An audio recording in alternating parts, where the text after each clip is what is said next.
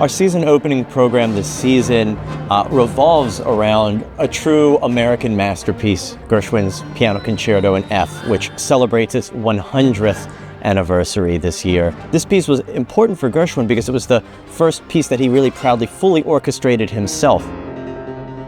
I think it's very curious with Gershwin, this lack of confidence he had in himself and his orchestration potential. And so I think this frustrated Gershwin because he thought he needed more help than he really did. In terms of the music of Gershwin, which represents so much of the American voice in classical music and that beautiful fusion of jazz music and popular dance style into the classical structure, it really captures the period in which this piece was written, I think, quite beautifully. The very first notes of our season opening program are going to be those of American contemporary composer Carlos Simon.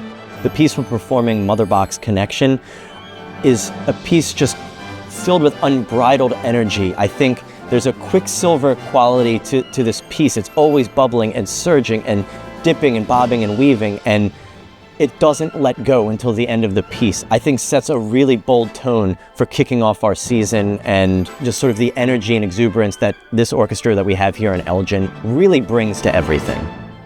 Howard Hanson really was one of the most important American voices of the 20th century, and his Second Symphony, which was nicknamed the Romantic by the composer himself, was one of the most widely performed American pieces in the early part of the 20th century. I first came across Howard Hanson's Second Symphony as a high school student at a musical summer camp, Interlochen Arts Camp in Michigan. For a high school student who was going to this arts camp, where I was finally surrounded by a lot of other kids who were like-minded, who were very passionate about classical music, I then attended for my bachelor's degree, the Eastman School of Music, of which Howard Hanson was the dean of for 40 years. And so I did performances in the Howard Hanson Concert Hall, the recital hall at the Eastman School.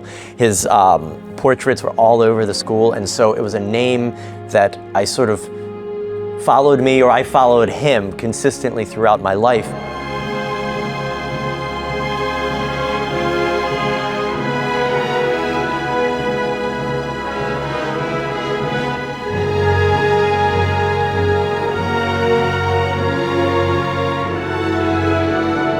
I think people will be in for a great surprise if they were not familiar with this piece. I think they will leave thinking, wow, that was a really spectacular piece of music. I can't believe I didn't know it. You know, I'm so glad I know this piece now. And I think that's a hope. We always want an audience to be able to leave one of our concerts feeling as if they've taken something away, an experience, a shared experience with those around them, a personal connection with a piece.